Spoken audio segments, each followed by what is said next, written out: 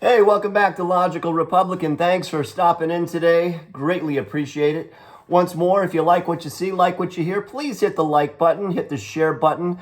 If there is somebody that has a similar political opinion to you, share it with them. And if somebody is completely polar opposite and you just want to piss them off, share it as well.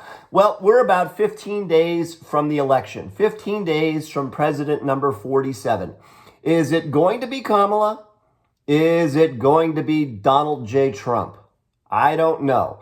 But I will tell you this. The liberal press is doing everything they can to bash Donald Trump, find any little wart, which by now he's kind of immune to it, and they're really pissed off about that. And at the same time, do everything they can to gloss over anything that Kamala Harris has or hasn't done. Now, when I say the liberal press, I'm talking about the major news outlets, right? ABC, NBC, CBS. Then we've got the alternatives or the cable networks, right? We've got CNN, MSNBC, and the websites and the rags. Okay, so we've got, Salon.com and Huffington Post, even Rolling Stone.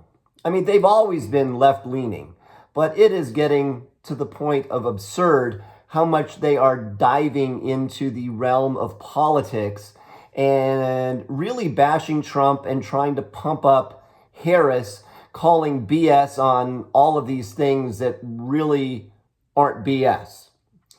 But at the same time, we've also got to blame Fox and the New York Post and anybody else on the quote-unquote other side or the right-leaning outlets for not following up and pushing the envelope saying, hey, what really happened here?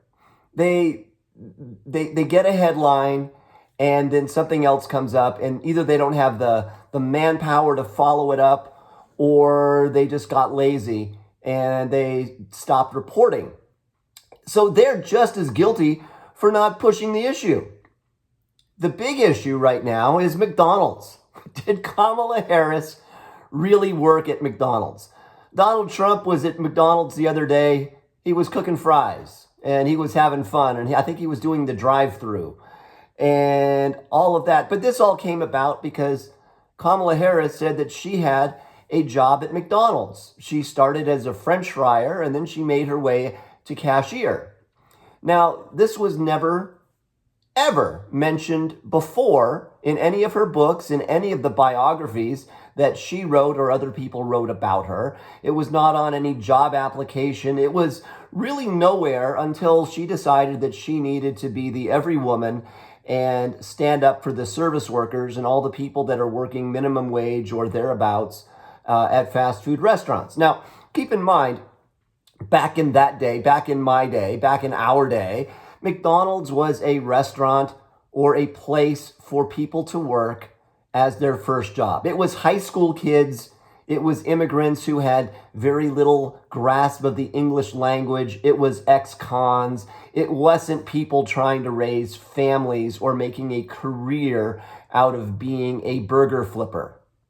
You work at McDonald's to get your next job. You work at McDonald's to learn skills. You learn how to punch a time clock, be on time, be responsible, learn how to take direction. That's what McDonald's is there for. It is not there as a career, unless, of course, you want it to be a career and you move up into management. But anyways, back to her working at McDonald's. Did she? Is it a big deal? Now, the press, the liberal press is saying, well, what's the big deal? Okay, who cares if she did or if she didn't? Well, if she didn't, then the whole thing, including the commercial where she gets into the hood accent, I worked in McDonald's. Well, okay. First off, you're not from the hood. You went to high school in Montreal. You grew up in the East Bay, but where you grew up certainly wasn't the hood. You didn't go to a hood high school. You didn't go to a hood anything school. So just because you're in Detroit hanging out with Lizzo turning the country into Detroit doesn't mean that you're from the hood. Now, again, did you or didn't you? You said you worked at a McDonald's in Alameda, okay? Well, Alameda is up 880. It is right next to Oakland. It is where the naval base used to be. It is an island, okay? It is a small community. There are two, I think, McDonald's in Alameda, maybe three. It is not a big city, okay? It's a team job. Now, nobody remembers. I mean, if she worked at a location that was there in 1980, I think she said 83, and it's still there today, I'm sure somebody somewhere remembers her working there. Okay? There are no friends from back then that remember her that are popping up in the National Enquirer or on CNN. I mean, Rachel Maddow hasn't tracked down a former French fry buddy at McDonald's? Really? There's no CBS interview where they go and they track it down. This wasn't mentioned on 60 Minutes. Where is it? I mean, I had jobs as teenagers, and honestly, they're kind of verifiable. I had a paper route. I'm sure there's still somebody along the route that might remember me. I'm sure there's a record somewhere at the San Francisco Chronicle that, hey, I had a job delivering newspapers. There's got to be a record somewhere. Somebody can certainly pull something up from the IRS. I mean, if it was Donald Trump, it would have been leaked already. There's got to be a record somewhere. Anyways, on to more suppression. CBS, the interview, the 60 Minutes interview. Well, today they came out and they admitted that they edited and they put two different segments of the same answer into two different areas. Well, if you put those two together, you get jumble, mumble, word salad. Why don't you show the whole answer, CBS? Why don't you show the transcript? What are you so afraid of? I mean, did she really screw up that bad? Are you that embarrassed? Or did you really edit the answer? I mean, you're losing literally all credibility here. Now, also, another place, this is where Fox and the New York Post are just as guilty for not pushing the envelope and finding out what is really going on as all the liberal places. But Kamala's husband, Jack Emhoff. I'm sorry, it's Doug Emhoff. Sorry, Doug. Doug, in a previous marriage, knocked up his nanny. The nanny, I guess, was hot, and he was bored, and they had a thing, and he knocked up the nanny. I don't know if there's a kid. I don't think so. I think they killed the baby. But where's the press follow-up on this? Where's the outrage here? Where's the snickers? Where's the, oh my God, this is what we're getting into. The first gentleman potentially knocked up his nanny. Oh, but wait, there's more. There is more. He allegedly beat up his girlfriend. The girlfriend before Kamala. He beat her up. They were, I guess, in Europe, and she was flirting with, I don't know, the pool boy or the valet or the somebody, and he whacked her. He beat the crap out of her. Now, this is supposed to be well corroborated. The girlfriend, where is she? I don't know. Where's the investigation? There's a lot of chatter. Supposedly witnesses who were there who saw it. People who knew her have come out. But why isn't this louder? Where are the Me Too people? Where are all that Me Too movement group that are, we believe you, we believe you. They were all out there when it came to Supreme Court justices. But where are they for Mr. Jack Emhoff? Where is he? Where are they?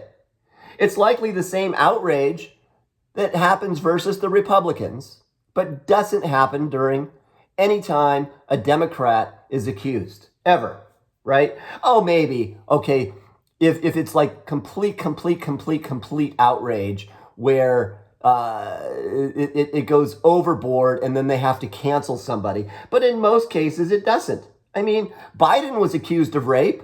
wasn't he? He was accused of something. He's always been accused of getting a little too close, a little too touchy-feely, but that never goes anywhere. Clinton. I think the most recent one was some woman named Juanita Broderick. But I think he's been accused of raping something like 10 women, or at least 10 women have come out and said it. Well, okay, so let's even say 5 of them are lying. That means 5 of them might be true. But again, where's the outrage? He's still talking at the Democratic National Convention. He's still beloved. Everybody loves Bill Clinton. Everybody wants to go have a McDonald's Big Mac with Bill Clinton. But there's no Me Too outrage. It is a complete double standard. Jake Tapper, the other day on CNN, he's interviewing Mike Johnson. And all he's talking about is, well, what did he say about the enemy of the state? And is he going to put everybody in jail and all of this? And Mike Johnson says, well, you can take a soundbite of just about anything and make it sound bad. But, oh, by the way, what about McDonald's? And Jake Tapper says, well, why is McDonald's a big deal? Who cares about McDonald's? What about the enemy of the state? Well, who are the enemy of the state? Who is the enemy of the state according to them? Well, Nancy Pelosi, Adam full of Schiff. You know, I mean, the people that have been just going after him, impeach, a threat to democracy. Well, okay, are they an enemy of the state? Maybe they are. I mean, it's not like you pull the military out and you go after them, but they've turned Donald Trump into an enemy of their state. So isn't all fair in love and war? Anyways, the press is completely doing their job, the ultimate best they can to suppress anything negative about Kamala Harris moving forward as we get 15 days, 2 weeks from election. And they will continue to do this. But let's see if the New York Post, if Fox, or any of the other ones actually step up and start reporting the truth and actually start pushing the envelope and doing a little digging. Like, did Kamala Harris really work at a McDonald's in Alameda, California? It should be pretty damn easy to find out. Thank you for watching today. If you like what you see, like what you hear, hit the like button, please. Subscribe as well, and you will get this on a regular basis, and I hope to see you tomorrow.